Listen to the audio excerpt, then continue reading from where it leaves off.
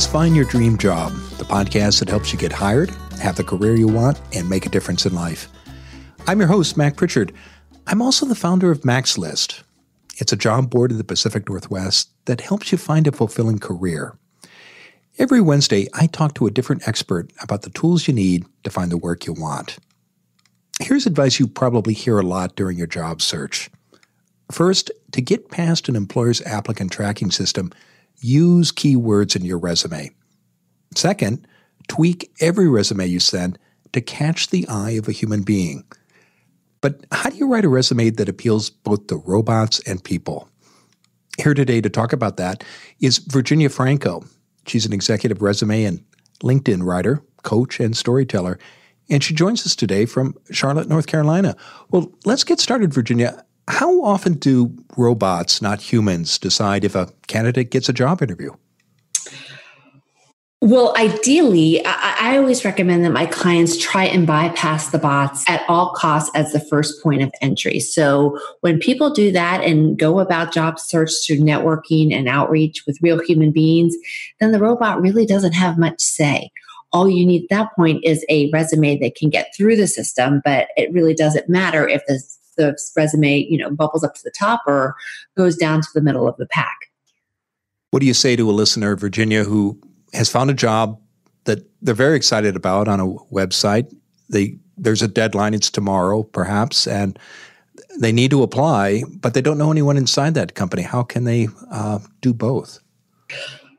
So when time is of the essence, then your options are a little bit more limited. So in that case, I say, go ahead and apply, but then go to your LinkedIn profile and see who you might know that knows someone and try to make a rapid introduction. If that fails, then I would say try to use LinkedIn to connect with who the likely decision maker is in that role, and try to send them a connection request. If they accept, and send them a note and say, hey, I saw this role. This is why I think I'm great. Happy to discuss further. So at least it gives you your best shot of having a human at the other end of the system, looking for your resume. Let's talk about automation. Why do companies use applicant tracking systems to review resumes? So I'm not an HR, but in talking with so many of my colleagues who are or who were, ATS or applicant tracking systems came about as a way to help organize the HR and the job search process, to allow recruiters and screeners and decision makers a way to file away all the different people that were applying online.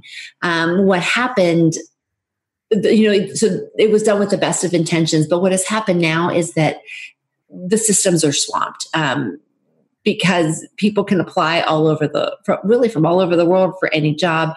As systems are inundated, and so now we're faced with a situation where the system does its best to screen out, but it makes the process a little bit harder, takes a little bit longer, and as a result of that, human beings are doing what they always did, which is when someone has a job that they need filled, the first thing they say is, well, who do I know? Or, hey guys, who do you know?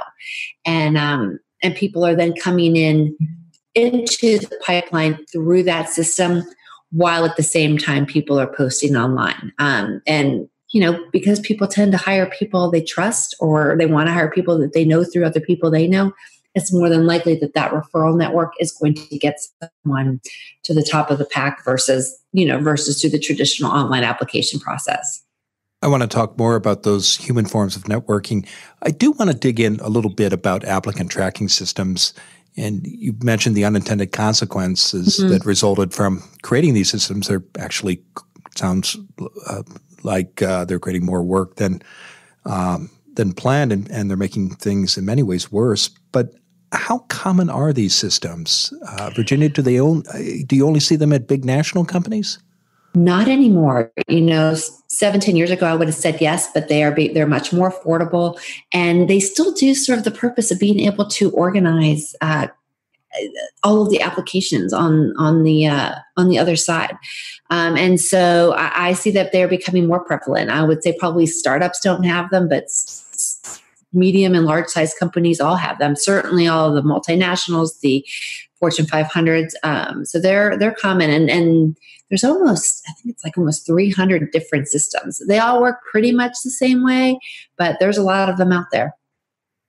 As an applicant, how can you tell whether your material is going into an applicant tracking system? So usually when you submit online, if the system sort of, once you hit submit, it sort of looks like it translates it into gobbledygook, where the formatting is lost, and it looks very different from the format that you first received. That's probably your first sign that it's gone through a system. And but then what it does on the other end then is then it reassembles it to look more similarly to what you first submitted, but it breaks it down, strips it of all the formatting, turns it into what's sort of like plain text, and then it scores and parses accordingly, and then it puts it back together for human consumption.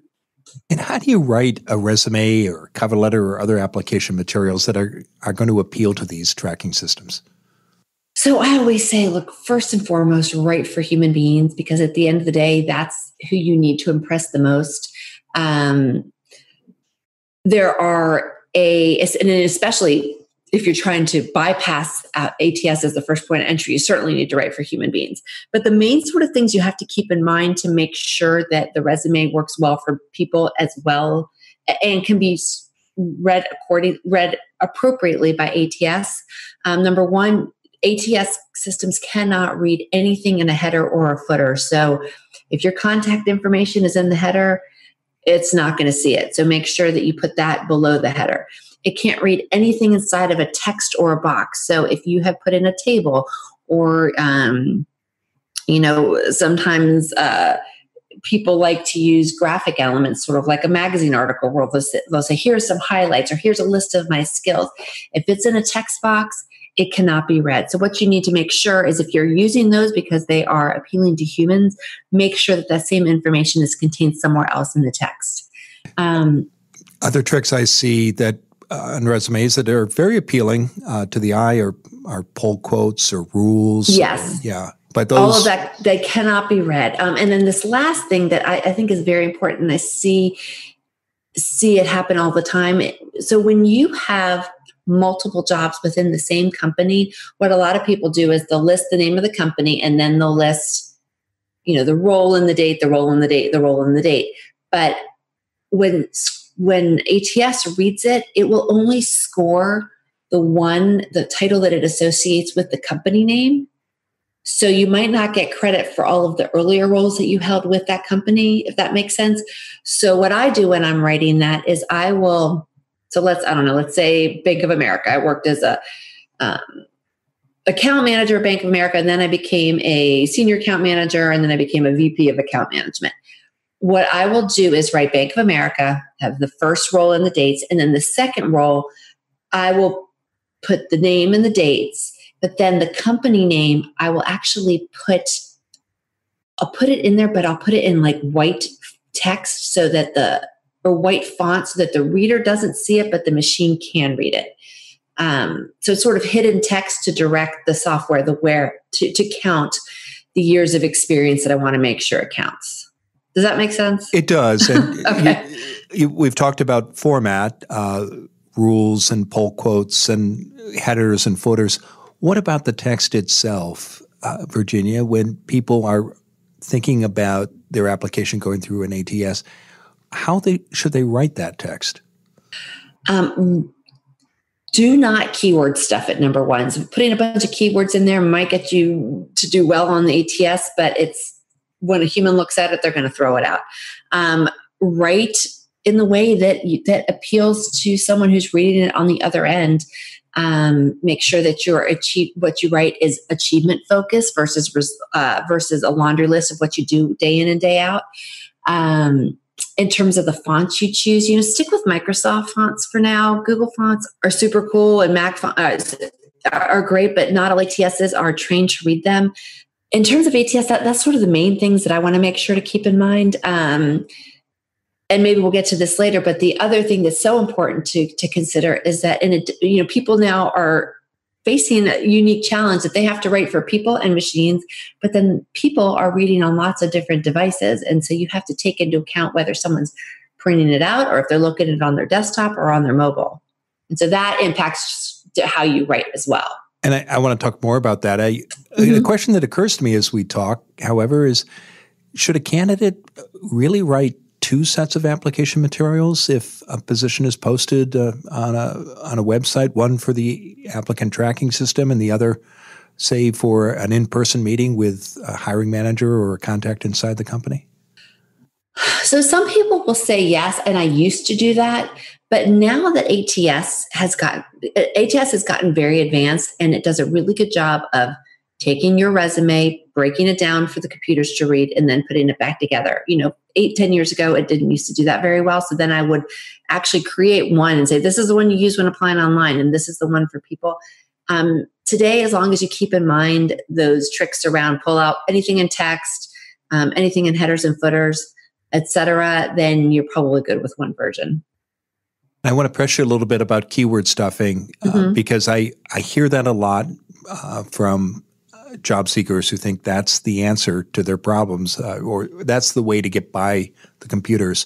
You mentioned that eventually real people do look at this text. Why are they turned off by keyword stuffing? Because it just doesn't sound like human beings speaking. It looks like gobbledygook. It doesn't make any sense. And the person will, we've all seen sentences that have just so many buzzwords in it that you don't really understand even what you've read. So if in terms of putting keywords in the right place is what the best place to put it is to create a skill section that appears below your branding paragraph and before you go into your experience section. And that's where you can put all of the hard skills that you have identified in the job posting. Usually they turn up in the qualifications section at the bottom of the job posting. Put a section in there. You can keyword load. And what that also does is it allows that human being when they're reading to do a quick scan for keywords. They, think about that first level HR screener that maybe doesn't know the ins and outs of the job the way the hiring manager does. They're trained to look for those certain words. And if they have it all in one section, then you can sort of move on. And what happens naturally when you are describing your stories, you have a challenge, then an action, and then this is the result. Keywords tend to come organically. They tend to appear organically in those sentences. So make it natural. Don't force it. Very natural, yeah. Okay. This is terrific, Virginia. We're going to take a break. And when we come back, I want to talk about, and you touched on this already, how to write the resume for human beings, because it's clear you're, in most cases, writing for two audiences, an algorithm but an actual person. So stay with us, and when we return, Virginia Franco will continue to share her advice about how to write a resume that appeals to robots and people. Have you ever served on a hiring committee? Then you probably remember your group had a stack of resumes. Maybe there were 50, 75, or even 100 applications. And your job was to choose 5 to 10 people for interviews. How did your committee do this? Many reviewers begin by looking for mistakes in a resume. Would you like to know what kind of errors matter the most to hiring managers? Go to maxlist.org/resume mistakes.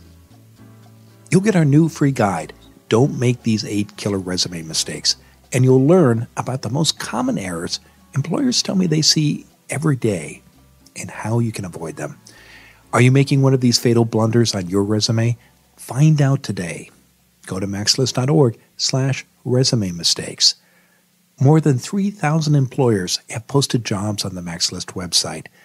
And these companies tell us they see applicants make the same mistakes again and again and again. Don't let your next application go to the reject pile because of a simple error. Get your copy today of Don't Make These 8 Killer Resume Mistakes. Go to maxlist.org/resume mistakes. It's free. Now, let's get back to the show.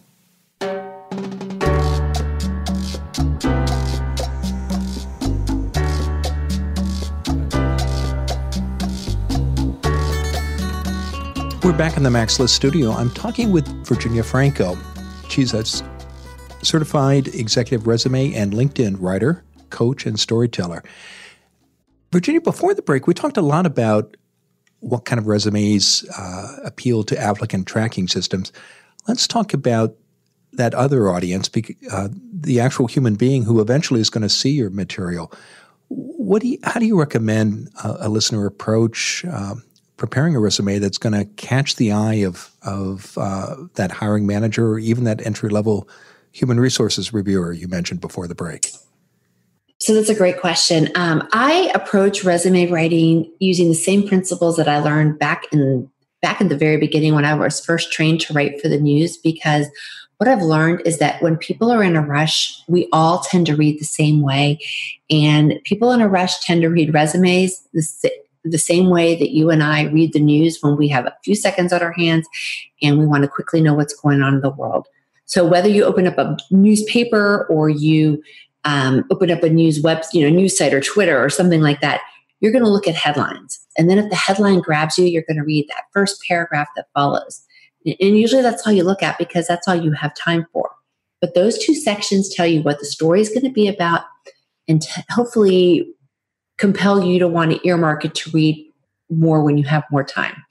Because the same goes for resumes, I bring those two components over into my document. So the headline in the resume is the career title. And this is where you tell the reader, I'm an astronaut, I'm a chef, whatever it is, that's what you put on there. The paragraph that follows, that lead paragraph, in resumes today, they call it the branding paragraph. But basically, it's a brief summary section that tells the reader, this is how I'm the perfect fit for the role. And you write that and you basically give the reader a sense for what your story is going to be about by weaving in details about you together with information that they have asked for in the job postings. As you describe that, it sounds very similar to a LinkedIn summary statement. And those are the same components in the LinkedIn headline and the summary section. It's the same. Okay. It's first person and often in present tense, I'm guessing. Well, no, the resume is more formal in nature. It's not conversational the way LinkedIn, but it has the same themes. In the About section on LinkedIn, you actually have more room to go into more detail. The resume section is much more brief. It's similar to, think about that first paragraph in a newspaper article. It's 4 or 5 lines max. Writing headlines sounds easy, but I know coming up with a great headline takes a lot of effort. What's your best tip for a job seeker who needs to come up with a great headline about themselves? So for resumes, it's pretty easy. You attach the title that they've asked for. And you can swap it out. And I recommend customizing it actually accordingly based on the roles that you're targeting. When you talked about LinkedIn's a little different. You can't change the headlines based on what the reader's looking for. So what I always recommend is think about the kinds of words that a hiring manager would type in to search for talent like you, put 2 or 3 of those in there, and then add a little, a fragment of a sentence or 2 fragments of a sentence to tell the reader a little bit about what kind of bottom line outcomes you bring to the role that you're targeting. We talked about headlines and that opening branding statement. Let's talk about formatting. Okay. When you're appealing to a human reader, give us some tips, Virginia.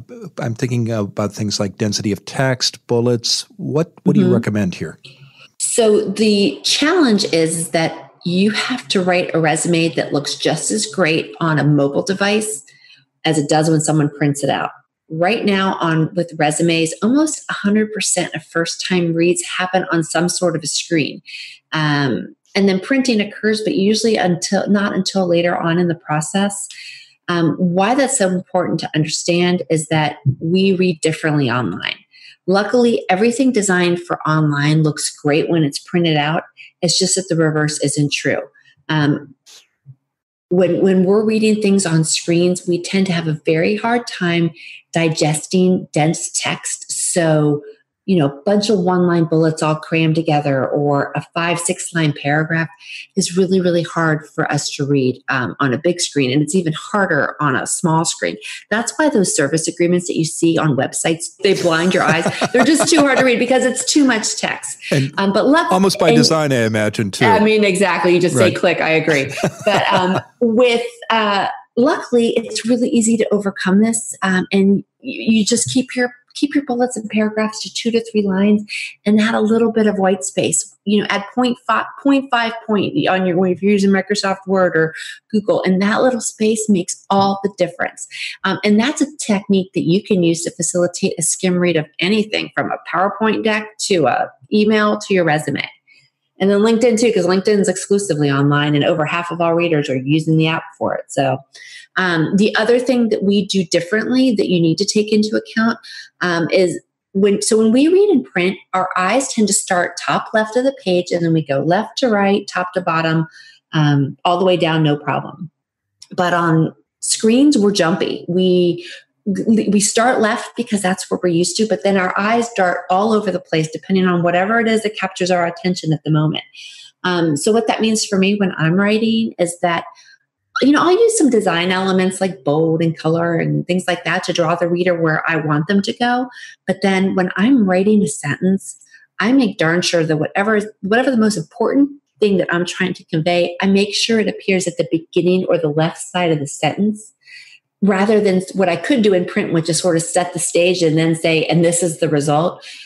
Because when it comes to online reading, there's just no guarantee that the reader's ever going to get to the end of that sentence. We've talked about the format, and it's eye-opening to me that most resumes and application materials are first seen on a screen. As you say that, it makes sense. There's another fact out there. I see different variations of it, but I know you're familiar with it, which is that hiring managers might spend 7, perhaps 10 seconds looking at your resume. And whether it's 7, 10, or 20 seconds, it's not a lot of time. So what else can people do besides some of the advice you've shared so far to engage a manager? So it's a blank. Luckily, in my experience, that first round read tends to be the shorter, the 6, maybe 10 seconds if it comes through a referral. But by the time it gets to the hiring manager, you might get 20, 30 seconds. So that to me is a little comforting. What else you can do is, again, think about how people read the news. Have a headline, have a paragraph. There's a lot of debate out there about length of documents. If someone has less than 5 experience, as a general rule, I try to keep it to 1 page. More than that, I try to keep it to 2. Sometimes I've gone over into 3, but I recognize that hiring managers are really busy and they might get overwhelmed if they see a 3-page resume, unless it's like their very best friend. And so, be respectful of their time, try to keep it to that. Again, when you are thinking about what you've done in each role, think about what you're proudest of and lead off with it. And then, try to stick to, 5 bullets is plenty to tell your story. If you have many more, break them up into sort of subcategories. That eases the eye, it facilitates skim reading. The other thing, and I should backtrack, when people are reading these, after they look at that headline and that paragraph, then they start jumping around to where and when you work. And because they're pressed for time, if they're looking at a job, the experience section, and maybe that first job has 5 bullets, they're probably only going to look at the very first one on that first read. So you better make darn sure that it's impactful. And then ironically, even though you think if someone has more time, they go to the second bullet. When people are reading on screens, they tend to jump to the bottom of that section and save the middle stuff for later down the road. So I make sure that whatever I put at the bottom of my list is sort of secondarily impactful. In your experience, Virginia, I'm curious, when does somebody sit down and really carefully read a resume? Honestly, I'm not even sure if my own mother would take the time to read my resume with a fine-tooth comb, but I think it happens towards the very end. But you know what? I'm not even sure that it really does happen. From everything I've learned, all the people that I've talked to, what I would say is, most jobs occur, or most people are hired after a series of interviews. And so aside from those top sections, I would say people read different parts of the resume. And so maybe everybody in Coalition has read all of it, but I don't know that anyone except for you goes and reads every single bit of it. Okay. Honestly. But the resume isn't going away. You still need it to get the interviews and the meetings. It's a marketing piece. I liken it to a brochure about a resort. And when people, one of the things that I speak to it when people really are struggling to not want to put every single thing they've ever done on it, I always say, look, if you're exploring a hotel destination, are you going to open up a brochure that shows you every single thing on the room service menu plus every single thing that's in the hotel bathroom? Probably not. Instead, you want to see the high level highlights. That's what your document needs. It is a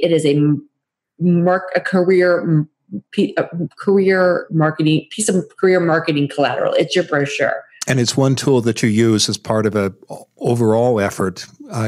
Right. Yeah. One of many. You need a resume. You need a LinkedIn profile. You need a networking strategy. You need to have really strong interviewing skills. It's all part of the puzzle.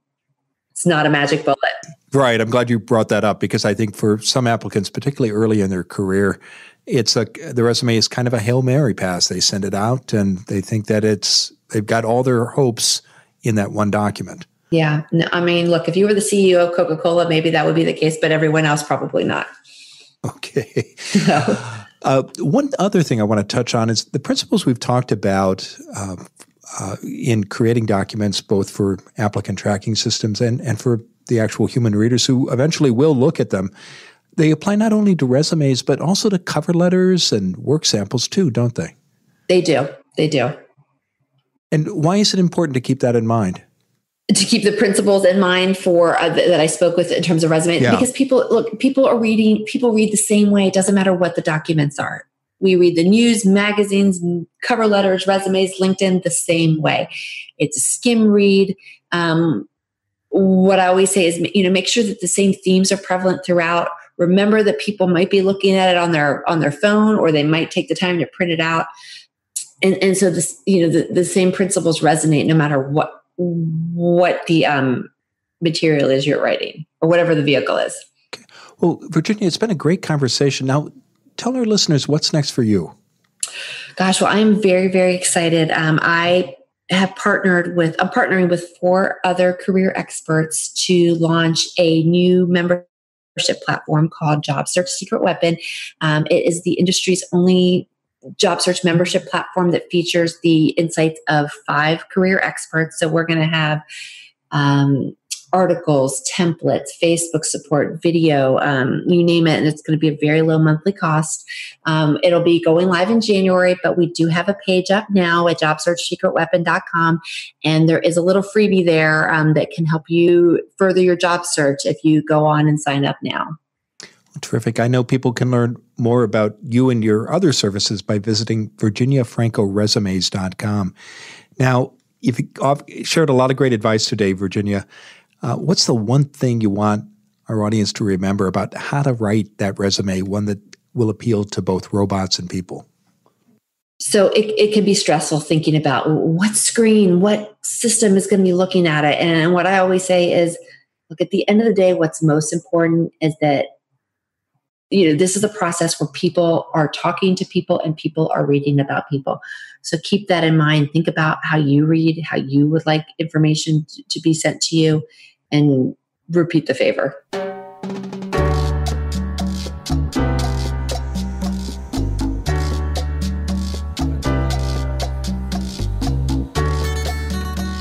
enjoyed that conversation with Virginia. Here's my big takeaway: keyword stuffing. Don't do it. Because as Virginia pointed out, you're not only writing for computers, you're writing for human beings. As you prepare your application materials, you also want to avoid common mistakes in your resume. We've got a guide that can help you learn those errors and avoid them.